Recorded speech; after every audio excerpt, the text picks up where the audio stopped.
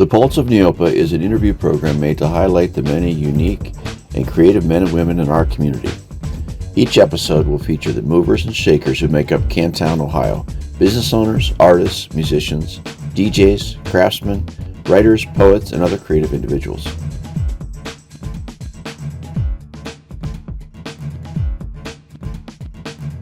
Hello, Tyrone Semper here, live on Neopa Radio. I'm here with my special guest today, Iddy from Something for Nothing. How are you doing today, Mr. Iddy? I'm pretty good. All right, so today we're going to talk about your zine activities. You've been doing zines. When did you do your first zine? 1988. 1988. I think April, maybe? April of 1988. Pretty sure April. All right, why don't we, do you have that one pulled up right there? That's that one this right one there. right here. Switch to that. Okay. Unfold that there. Okay, that's not too bad. You can put it more that. towards the center. There you go. So what was it called? Your first issue? Thrash? The very first issue is called Thrash and Trash for some reason. Thrash and Trash. I don't know why. Okay, so why do you do zines? What inspired you, and why do you still do them?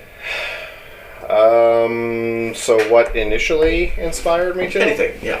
Anything you want to talk about. I suppose,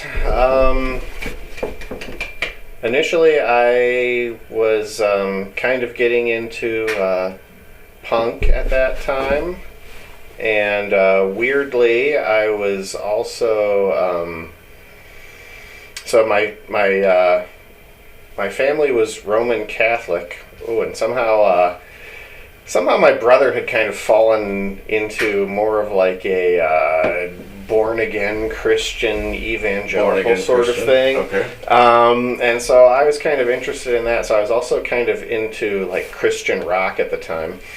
And I had been reading about punk in these music encyclopedias at school, and I was interested in that. And then I was at Quonset Hut one day, which was of course a good record store back then. Yeah.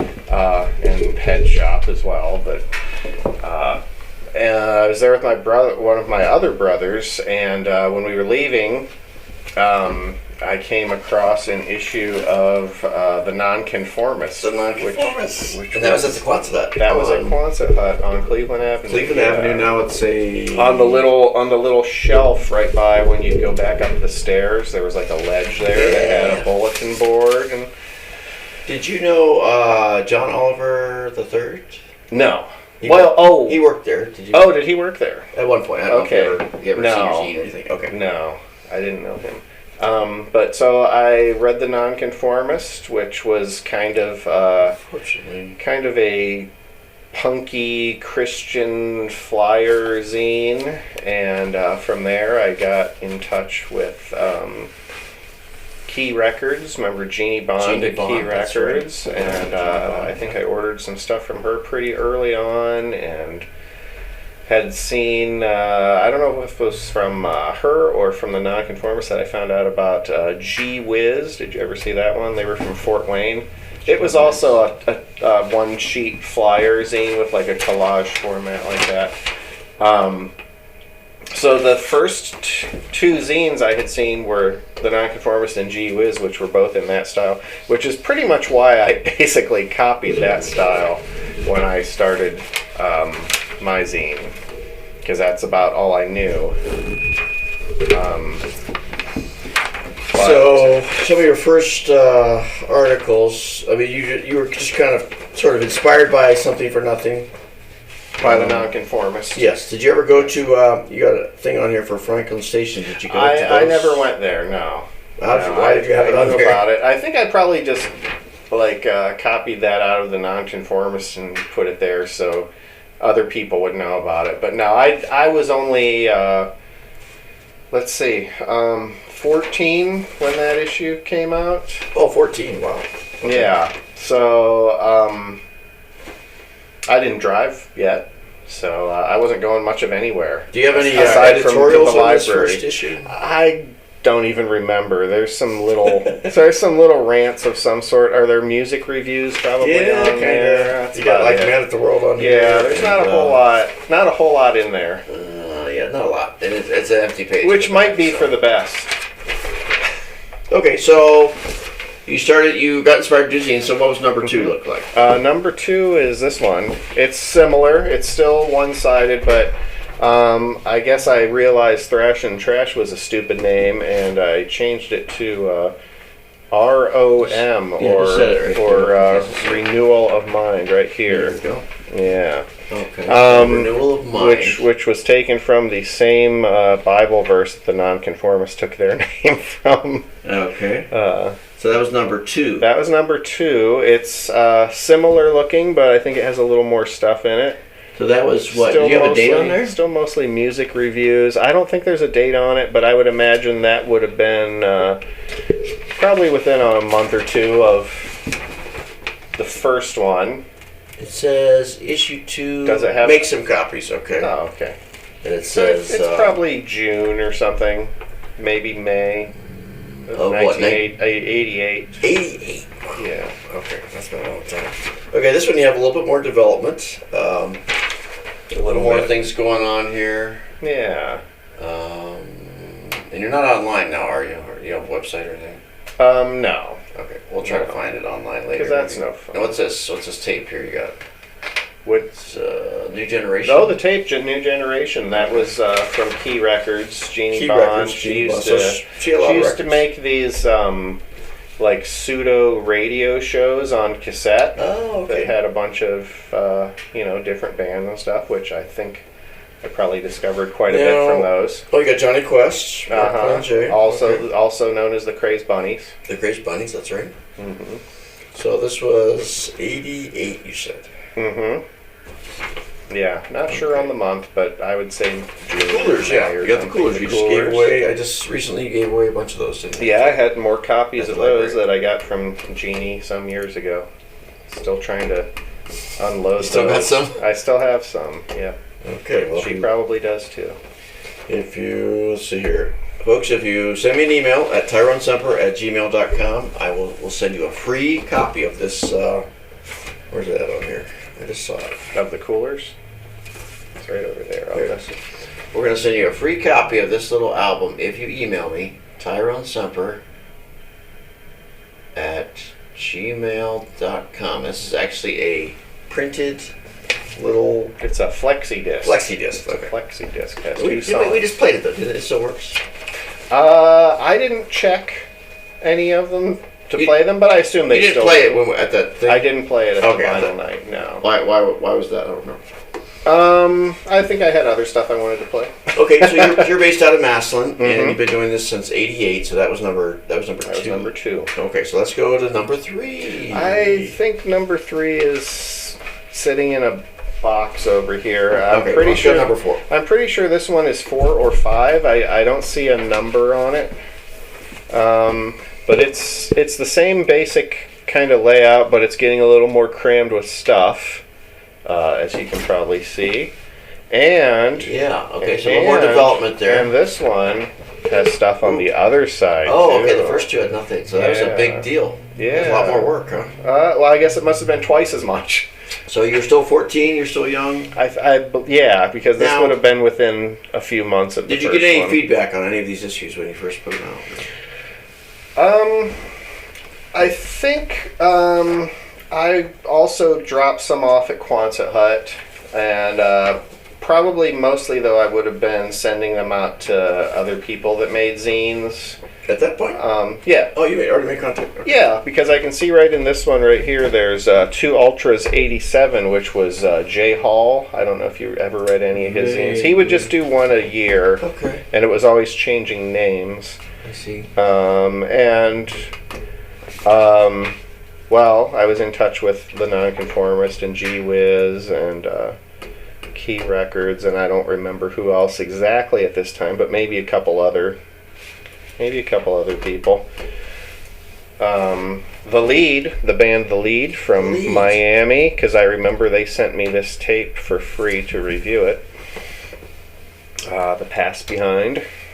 Okay, so generally the content at this point was just music reviews? I think it was largely reviews and probably very poorly written and thought out little rants about vaguely Christian things, which I probably didn't have like much a lead editorial yet in that issue, or like a little opening thing. It doesn't look like it. It looks like it's just jumbled rants all over the page.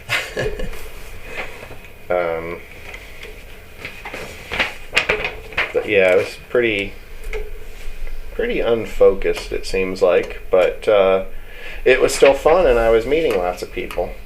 So, and that's the part I like best. Now, is that the issue that I wrote to you? No. That's not that. Well, wait, no, yes. I think this would This is the one that I saw. It looks kind of familiar. That would have probably been the one that you found.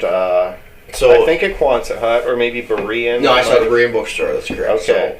So I did a zine at the exact same time, and I don't have an issue handy, but some other time we'll do that.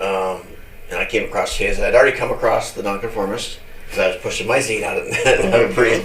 So the three of us, we had Something for Nothing, the Nonconformist, and myself. And I wrote you a nice little letter like, "Hey, you're copying him. Why don't you change your name?" Yeah. And I think. It wasn't very nice, really. It probably wasn't nice. I'm sorry. It's I meant it in a nice way, though. It's okay. It was unintentionally funny, though. Now, I think I have a copy of that letter or something. Actually, no. I think Chris Barnett, who does the Nonconformist, he gave me a copy of. Oops. He gave me a copy of a letter that I wrote to him. That was pretty wild. I have it somewhere. I'll have to bring it up. I think the letter that you wrote to me, I published somewhere. I think it may have been in the booklet that came with that compilation tape that I put out a year or two or three later. Okay. Yeah. Yeah, I think it. I think you wrote me back though. Part of the history. I did. I think I called you actually. Okay, you probably called me because we're like, wow, we're doing zines in the same place. Yeah. So exciting. Yeah. Yeah, so this one's much more developed. You got all kinds of stuff. So now you changed. So after this, you did change your name. I did. And what did you call it next? I did. After that came the first issue of Something for Nothing, which you have right there. Something for Nothing. And that still kind of similar looking, but less of a random order columns collage layout. And this one has pages. I believe this one's 16 pages, although it's not stapled because I don't think I had a long neck stapler at that time. There we go. Yeah. But same basic kind of writing. It looks like the text is a little bit bigger. Yeah, got something going on there. Yeah. I think this is like a little intro explaining the name change and see if you can remember to keep the issue right in that spot right there. Okay. I'll put a little marker right there for you guys to line it up properly. Yeah. Okay. Yeah. So you've got so flip another page there. So now you've gone with the 8.5 by 14 size. Mm-hmm. Folded in half, which is a cool thing. I was doing the that's a good size. I was doing the digest, which would be 8.5 by 11, folded in half. Okay, so you got all kinds of stuff going on there. Yeah, here's some different zines listed here. So this is issue including the number 1. Rain magazine, which is your zine. There we go. Some bands, The Lead, The Crucified. Yeah. Okay, all kinds of goodies in there. So this is what the birdcage liner you don't have, or? I have them in the box, but I didn't dig them out that was for before this. No. Oh, that was that. Okay, then you. So there were 5. Well, there was Thrash and Trash, and then there were 4 ROMs, and then let's see, there were 4 or 3 Something for Nothings. Then there were 2 where I decided not to do it for free anymore. So I changed the name. I changed the name. Well, I was a poor kid in high school with no job. But then I decided I didn't like that. I wanted to make it free again. So I changed it back to Something for Nothing with, I think this issue. No, that's issue 2. Some issue. And then I decided to just Go back to something for nothing. Go back to something for nothing for free, and add all of the previous issues of all of the zines into the numbering. Numbering system. I believe that was issue 12. So did anybody catch the numbers? But hey, where's number 5? No, nobody seemed to care except me. Okay, I see. I always thought. So how much did you make? A lot of money? Did you invest that in Bitcoin? Now you're billionaire, or? I made no money, and I don't really even understand what Bitcoin is. And it wasn't around back then anyway. Yeah. Yeah. So you didn't make any money selling it. It was just sort of no, I spent money. You spent money, yes. Yeah. So this is a labor of love, right? Yes, very much so. Here is a review of 35 Little Ducks in a Basket. This is not the tape. Okay. Yeah. So that would have been 1988. Well, I think this was the very end of 1988 that this one came out. Okay, because we recorded in 88. We didn't release it until... So I think Monastery came out shortly after this, okay, right? It's like early 89? Yeah, that would have been about right, because we were just kind of getting off the ground there with my bands. Okay, let me see that one, and then... Okay. Okay, so you do zines. Now, is there a lot of community? What other... you talked about Key Records with Jeannie Bond. Nice. Yeah. What other zines have you gotten in contact with over the years that you're still in contact with today, or whatever? From that time, not many that I still know today. You and Chris from the Nonconformist. Is he still doing that? No, he actually. You know, when I got the first issue, I remember subscribing, getting my dad to write a check so I could subscribe for like $2 or something, not realizing I could have just probably sent some cash in the mail. And I think he only ever did maybe like 2 or 3 issues after that. So I don't think I got my money's worth. But, he was much older than us. We were just young. Yeah, well, a little bit older. Yeah, a little bit older. But Lane, that did Seeds of Liberation, I'm still in touch with him a little bit. I don't hear from him a lot, but he doesn't hear from me a lot either. Still alive. So yeah. Trying to think if there's anyone from back then that I still know. I'm going to have to put this in my next re-release of 35 Ducks. That's a good idea. Oh, yeah. So it's mainly you're focusing on... what about Different Drummer? You met her at this time, huh? Yeah. Okay. Yeah, Aaron Hooper. She was pretty cool. And we hung out with her a lot at Cornerstone those first few years that we went there. And Alternative Christian Music Zine. She was from California? Right? Yeah. Yeah. She's no I think longer she with was us. originally from Camarillo. Yeah, she died about 20 years ago, 21, 20 years ago. Wow. Yeah, I can't remember exactly what year. I want to say 2004 or 5. Yeah, and she was Different Drummer. So I always liked that because we were hanging out at Cornerstone, and I always kind of considered myself like I kind of go to a beat of a Different Drummer. Yeah, when I was like in secular high school or whatever. I think that was one of the best zines out of that whole little Christian underground world. Yeah. Yeah, I mean, of course you had like the more the mainstream, which I would call like. What's that one? The Cutting Edge. You know? Yeah.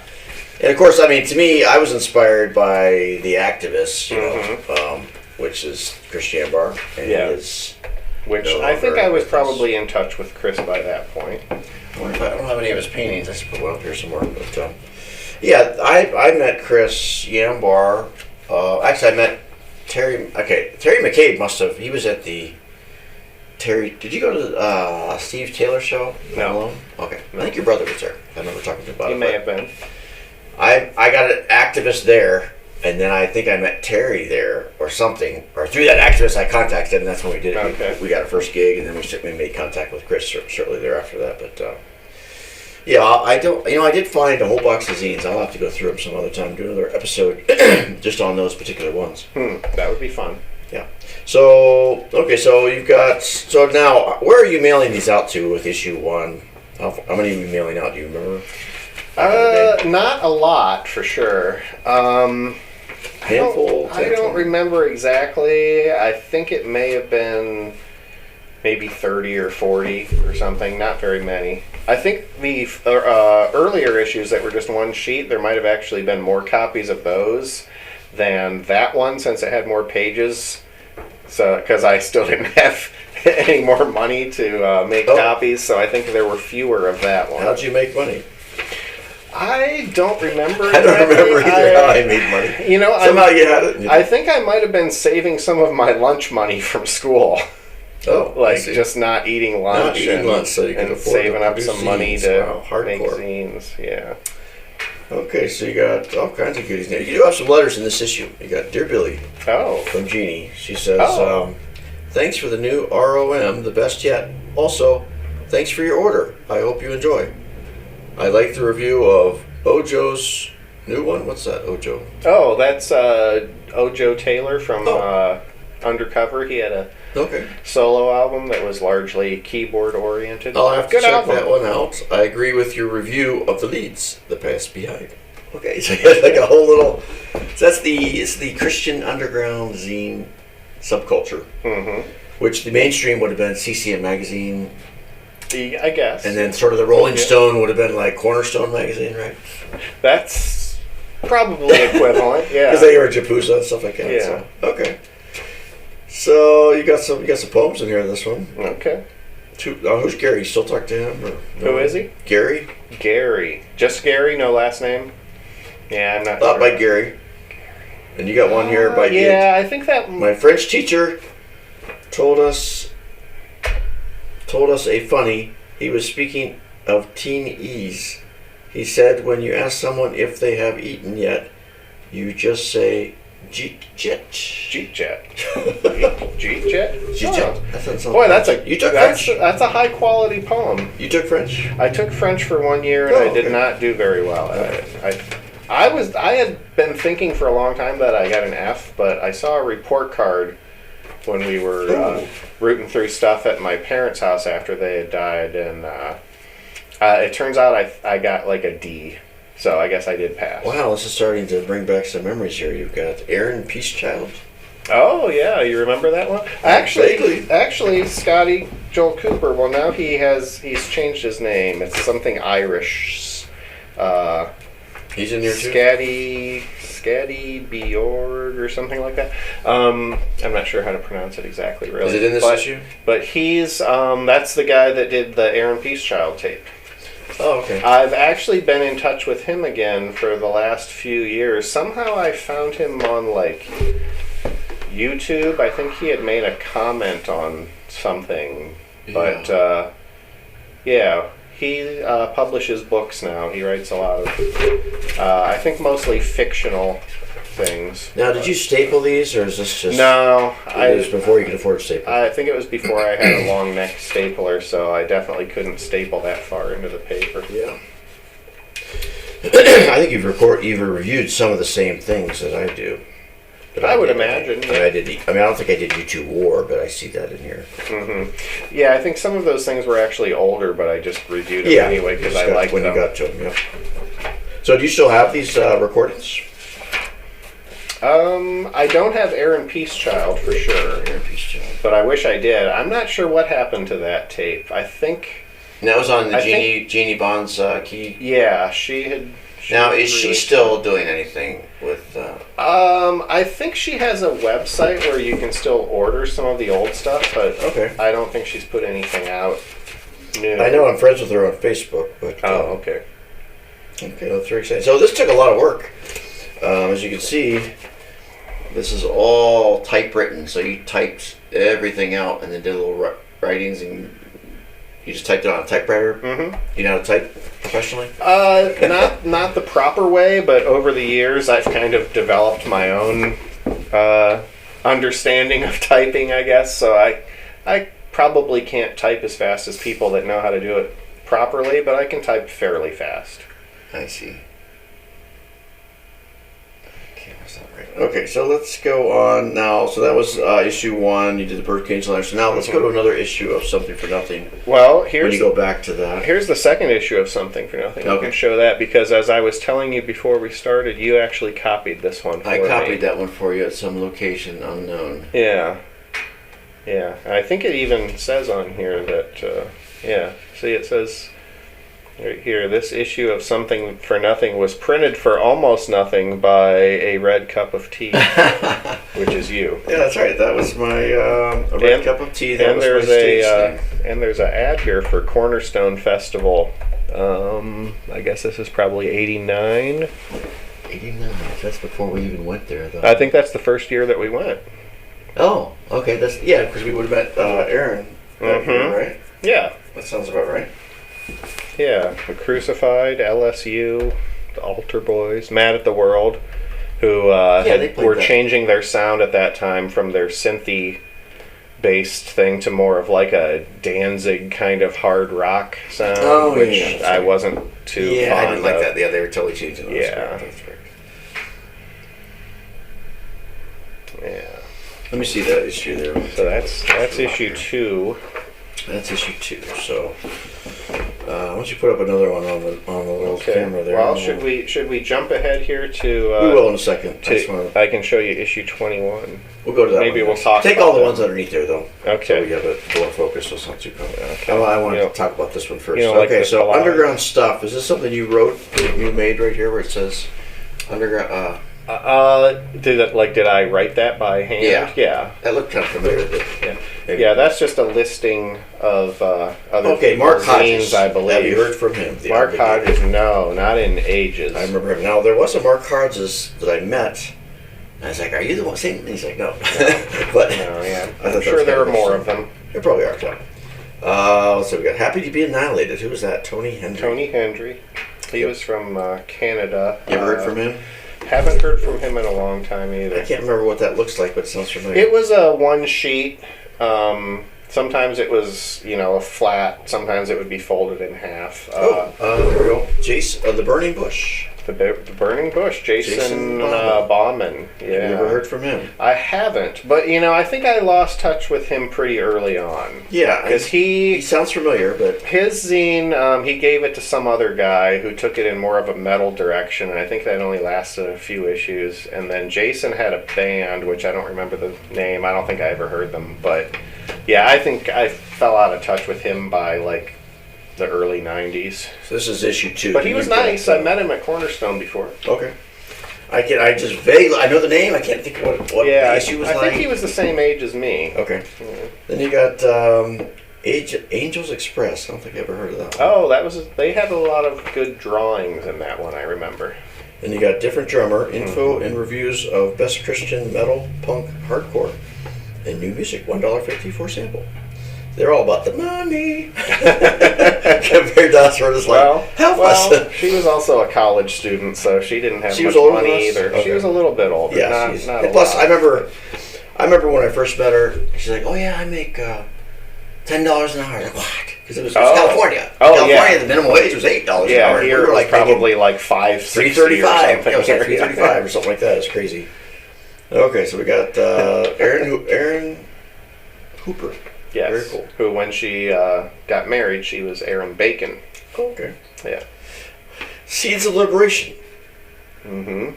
That's Lane Schroeder. Okay, so the idea is that Yeah, I still hear from him once in a while. the idea is that as an underground zine, you would exchange zines with someone else. You wouldn't pay for them, but you would send them one, and they would Right. send you one. That was Right. the idea. And then the regular customers are supposed to buy and spend money and send you stamps. Or maybe at least send you a stamp or two or something. Do something, yeah. Yeah, Or write send you- write a nice letter. So over the years, you probably don't remember, but what was like the largest? What was like the largest number of issues that you had mailed out or had subscribers or anything like that? Do you remember? Well, there was a period in the late 90s or early 2000s, or maybe a bit of each, I don't remember, where I was making 500 copies. Really? Yeah. 500 copies. But that would usually take a few years to get rid of every copy. Oh, I see. And you got rid of all? I might mail out, 60 or 70 or 80, and then maybe a few more as people saw it mentioned somewhere else, like in another zine, they might write and ask for a copy of that issue. And then I'd take them to record stores.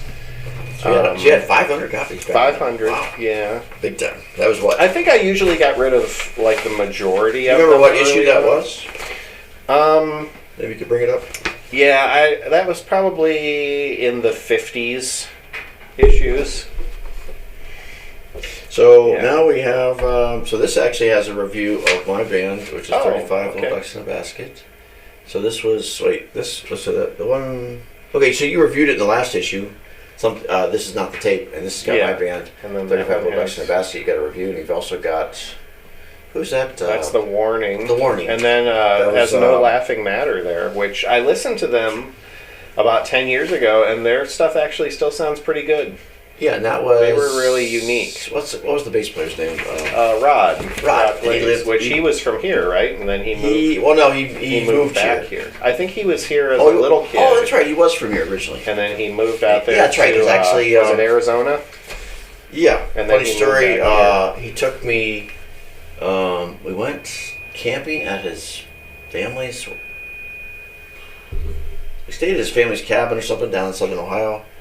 Went there. I don't remember staying the night or anything. All I remember is when we were coming back home, I heard this big thunk on the side of the car. I was like, "Whoa, what was that?" It sounded like a stop sign whacked at the side of the car. I was like, "Whoa, what was that?" He's like, "Hey, stop, stop, stop." Here was a deer. We hit a deer, and the nose of the deer had hit the windshield. Oh. It didn't do any damage to the car. It totally broke its neck. Huh. And so he took you ever heard the story? I don't think He so. took Rod Glaze from No Laughing No Laughing Matter. He took a very dull knife that I had in my car, and Ooh, he I cut don't his like throat, this story. drained the blood, and we put it in the back of the car. And then we tried to call the police and tried to turn it in. Finally, we were just like, screw it. They never responded to us. We just took it home. Huh. I bought a brand new kitchen knife, and he showed me how to gut it. So I gutted it. Yeah. Pulled, all the guts came out. Very gross. But then I actually ate the heart. We cooked it. It didn't taste very good. But the meat was good. I kept all the meat. And it was cold. It was wintertime, and so I kept it in the garage, and I had meat for quite a while. At my dad's house. I lived at my dad's house. Oh, okay. Yeah, but that's where I started. I don't know if I still live there or not, but probably not. But it was kind of a interesting story. Yeah. He was a hunter, and so he actually tried to hunt, and we actually caught one. That's the funny thing. He had caught a deer right before that. Oh. And he cooked this meal, and then all of a sudden we caught one too, Yeah, by accident. Yeah, so that's kind of an interesting little side story. So that's got No Laughing Matter, and then you've got Mike Stand, of course. Okay, you got the Rain magazine. That was one that was my little underground zine that I did. Rain magazine. Okay. That's very cool. So now you just kind of went to this staple in the corner format. I wonder why you did that. Yeah, probably because I couldn't staple in the center because I didn't have the right kind a of horrible stapler. copy on this, like very bad. Wow, who do we blame for that? Yeah, I'm sure it was me. Yeah. I don't know why, but I mean, I don't know. I can't remember what photocopier I used for this. But Yeah. Well, you might have been in a rush. Yeah, I don't know. What year? Probably doing it covertly. Yeah, I just wonder why some of them came out bad, and then some of them seem like they're really nice. Well, copy machines could be a bit of a mystery, especially back then. Yeah, they might have I bet this was at my dad's church or something. That probably was the issues that are dark are probably the ones that were running out of thing because that's printing too many. Yeah. Yeah, actually, I printed my school newspaper, and I taught my zine buddies how to do all the stuff. And so as we were printing the newspaper, we printed the underground zine. Oh, okay. I think I remember you telling me. My school, I think I remember you telling me that you had printed those at school. Yeah, that was a lot of fun. Yeah. So you weren't really supposed to be printing those at school? No, particularly. But I did rebuild the whole printing press that we used for the school newspaper, and then so it's kind of like it didn't really cost that much. It might have been a little bit of ink, if you think about it. Yeah. There was some plates and stuff like that. I think paper is the most expensive part. Well, back then the plate was more. It was like a metal plate, and then there's negatives and stuff like that. It was a little bit more expensive, but that's kind of cool though. Okay, so who did the comic on here? War is fun. Oh, isn't it though? I think I did. Oh, you did that one. Yeah. So you have a little bit of comicking to yourself. Looks like a very little bit. Yeah, I'm not a very good artist. Oh, how exciting! So you got? Do you have any? Is there any letters in this one? I don't know. It doesn't. If you don't see them, they're not there. No, you got some poems, more poems. Why did you spell poems wrong? I think that was like an in-joke with some friend of mine where we would call them poems. Like I think maybe he had heard somebody pronounce it like that, and we thought it was funny, so we started spelling it that way. How about Group of Individuals? Group of Individuals. Did you ever hear them? No. They were really good. They were from Chicago. Michael Lazuka was the main guy behind that. He was the vocalist. I think he wrote all the songs, and I learned he actually played the drums on all of their records too. They just did 3 singles, and then years later they had a CD that collected all of their stuff. They had songs on compilations. And there's the he was a Catholic anarchist. Oh, Catholic anarchist. He was at Cornerstone. I think you probably met him, but you might not remember him. I think maybe in 1990 he was there. 1990. Wow. Oh, okay. You even got different drummer number 2 on here. You can barely see it, but on the cover anyway. Number 2. That's the one that I loaned to somebody and they never gave it back. And then years later, when after Aaron died, I think I mentioned that in my zine. And her husband, Joe, he must have had an extra copy or some extra copies. He sent me one. Oh, wow. That was really nice. So now I have the whole collection of different drummer. Okay, very nice. Okay, so that was we're up to what now? Let's skip ahead here. We'll go to some other more interesting ones. So now you've got. Let's hope so. This is one you printed on a Subway. Yeah, this is issue 21. 21. Okay. Some friends and I were eating at Subway a lot at that time, and we were kind of friendly with the one guy that worked there. I think his name was Joe. And he gave me a whole stack of these placemats. There you go. That way. There you go. I think I had to trim off a little bit because it wasn't quite the right size, but I said, hey, I can do a full color cover with these just by copying the zine name on it. So that's what I did. Now this was, let's see, I'm sure there's no date on here because I really didn't start doing that until later, but I'm going to say this is probably about 1992 or maybe 3. And by this point, I had largely lost interest in the whole Christian music world. I was still a Christian, but after I had that very brief Christian music only phase, I started getting back into regular music, and I was much more into like the regular punk scene here, as we can see in my top 10 list of records. You have stuff like Citizen Fish and NoFX and Hogan's Heroes, Operation Ivy. There is the Underdogs. They were an old like underground Christian punk band that I think Jeannie Bond copied me that tape. Okay. But I kind of lost interest in that scene for the most part. There were sometimes exceptions, but by this point there were some columnists, different people contributing articles. We have here's one from me, but then we have the Soapboxer, who you remember him. That's Rob Scott. Rob Scott. Yeah, and then Steve X here. He was from Massillon. Our camera's not working. There it is. Tony Hendry. He was from Canada. He had a zine called Happy to Be Annihilated. Lane. Have you heard from Lane Rob wrote Scott? I don't know what happened to Rob, but hopefully he's still around. Let's see if he's still alive on Facebook or something. And there's a column here from you.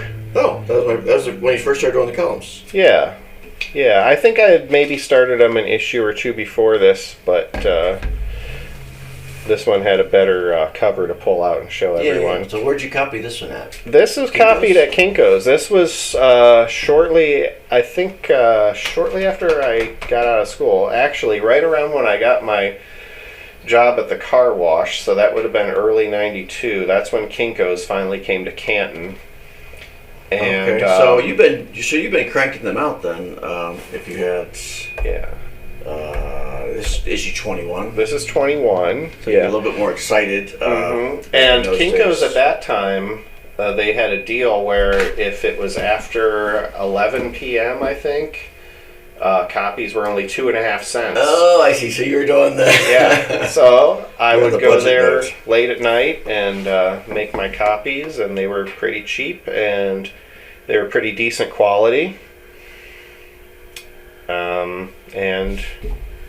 Yeah, this is one of the issues from that period. I think I kept going to Kinko's for quite a while. Yeah.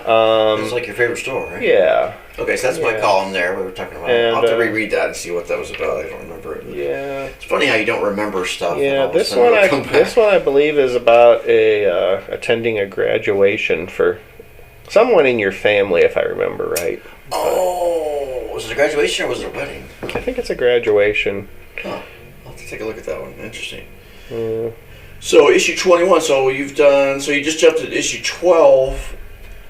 Whenever you went to, so you skipped all. You combined all these issues you did to between issue 12. That was 80 something. 90? I was still in school, so let's see. Issue 12 probably was 89, 90, something like that. Probably 90. So I was in 11th skipping grade. kind of ahead here. What? How has doing a zine changed your perspective on life, and and what do you like in doing it? What do I? Well, Why do you do it? why do I do it? At this point, it's just like what I do. Okay. You know, I kind of can't It's your imagine hobby. not doing it because I've done it for the majority of my life. Really? Yeah. We're at that point now. Well, I'm 51, and I Wow. started it I think right before I turned 15. I was still 14. Oh, so you're doing it? Oh, yes. you So- got major time. Yeah. Yeah. That is something to say. There's something to say about that when you've done something long. Like, for instance, I converted to Orthodox Christianity in '97. Mhm. So recently, I've been more Orthodox than I've been Protestant, which okay. it's a big change in some respects. Yeah. Mm-hmm. So you've been doing it all your life. Yeah, and I still enjoy doing it. I'm much slower at it than I used to be. Like one issue every couple of years, or Lately, A year? it's been about one a year. One a year, okay. Or every maybe 10 months or something. so what's why don't you kick the most recent one? Do you have the most recent issue? Okay. Yes. And why don't you? How many are you printing nowadays? Nowadays, the last few I've done 200. For a little bit, I was doing 150. Let's also show this one right here with the nice coloring on Which it. issue is that? This was from a couple years ago. This was the 35th anniversary issue. 35th. That's issue 82. 82. Yeah, actually, yeah, May 2023. Now what's that little blue? And Is that another? It's just a little issue within an It's issue? just a little ad flyery thing that Now, I. speaking of which, don't this- you have a small issue too, like your smallest issue? I did some that were quarter size, which is like half of Okay. this. Why don't you go down to like 1/8 size or something? That's too much work. But for So this 35. one, we had a little coloring party at my friend's house, and various people came over and helped to color the covers with crayons. Why don't you continue which is flipping something through that? Okay, which is something that I did a lot with issues when I was in high school. Friends would help me color the covers, which I don't commonly do anymore and haven't in quite a while. But since this was kind of a monumental issue, being issue 35, I brought that back just for this issue. We colored them. Actually, the 30th anniversary issue, we also colored. How many people helped you to color To that? color these, I don't remember exactly, but I think it was around a dozen. Oh, really? Yeah. I remember that happening. I don't think I was there. No, you weren't there, I remember. but, but several people showed up, which I thought was pretty nice. Do you remember? Do you still have in touch with those people, or? Yeah. Yeah, I was kind of surprised, actually, by how many people showed up. to Oh, really? work with it. Yeah. Anybody I know that showed up? Or? Scott and Tina. Oh, Scott and Tina. Okay. Chris and Tangela were there. Jamie and Lynn. I remember it happening. I just don't know what the deal was. Jim Walker. I don't know if you've ever met him at Vinyl Night. Okay. But he came out with a friend of his. Speaking of Vinyl Night, you go to that.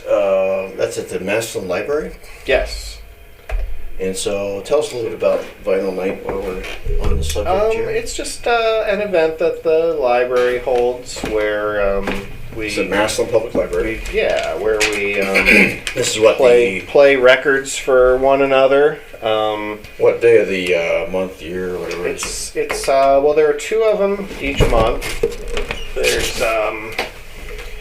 the third Monday of the month is the original Vinyl Night, which will have 2 people will do presentations on bands or maybe a style of music or something that they like, where they will play songs and maybe talk about it a little bit for 30 or 40 minutes. And then the second Monday of the month is free spin, where everyone can bring a couple records and play. Depending how many people show up, you might get time to play 2 or 3 songs. I don't know, it's fun. Everybody. Okay, this is the latest. You get a variety. This is the latest issue right here. Okay, that's 80. This is the issue before, the colored one. That's the one before it, yes. Okay. I thought, 35 was a different one you did. Okay. Yeah.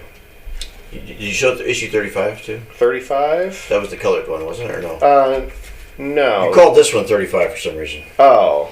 I didn't say 82. It's the 35th anniversary. Oh, that's it. 35th anniversary. 35 years, okay. Yes. So I just saw it there. I was like, IP, man. So this year will be this year will be 37 years here in a few months. Okay, well, we're going to make this part 1 of a multi-series talking about Something for Nothing and 80s work. Now, if someone wanted to get one of these today, how would they do so? Is there an ad in here? Is there something in here where you could write and send one? You can show me a page and I can put it on the screen. You can write. Okay, I see P.O. Box 226. Yes.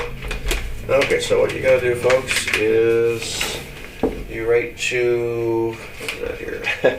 P.O. Box 226. Massillon, Ohio. Massillon. And the zip code is 44648. 44648. 44648. And preferably send a couple stamps. To Something for Nothing, P.O. Box 226, Massillon, Ohio 44648. When did they get another change their zip code? That's the zip code for the post office. Okay, I see. Gotcha. Yeah, all the P.O. boxes are 448. Okay, it's very exciting. So literally, do you have any idea of how many pages you've done over the years? I've never thought about that. I mean, several. Literally, there's I noticed now we'll talk about this another time, but you've got beverage reviews and yes, and this one's kind of cool. This is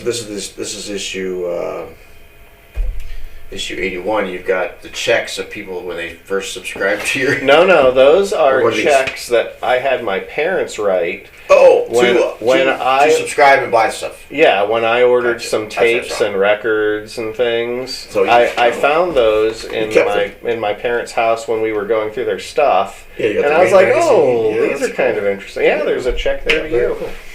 Okay, well, we got to get moving here now, but we thank you for tuning in. You're listening to Neopa Community Radio, and this is Tyrone Separate. We have Edie, our special guest, Billy Oliver, and he is the editor, publisher, writer of Something for Nothing, which is a zine he publishes yearly, roughly. Yeah. Not 82 years, but you've been doing it since. How many years you've got going now? This will be 37 here. 37 years. In a couple months. Well, next month. 37 years next month. So are you going to do something special for the 37th anniversary? Probably not. But maybe when the 40th comes around. So when did you start? When did you first start? In 1988. In April. I'm pretty sure April. April 1988. All right. Yeah. Thank you for tuning in, folks. And you can again, the address again is Something for Nothing, P.O. Box 226, Massillon, Ohio, 44648. 44648. And just send a couple of first class stamps. Mm-hmm. And you'll get yourself a issue of Something for Nothing, the newest one. And definitely, I put it right beside my lavatory, my toilet, and then when A I'm lot of sitting there, people do. I go, oh, what's up with that? So very exciting, very interesting stuff to see. You want to check it out. So thanks for listening, everybody, and we'll thanks. see you next time here.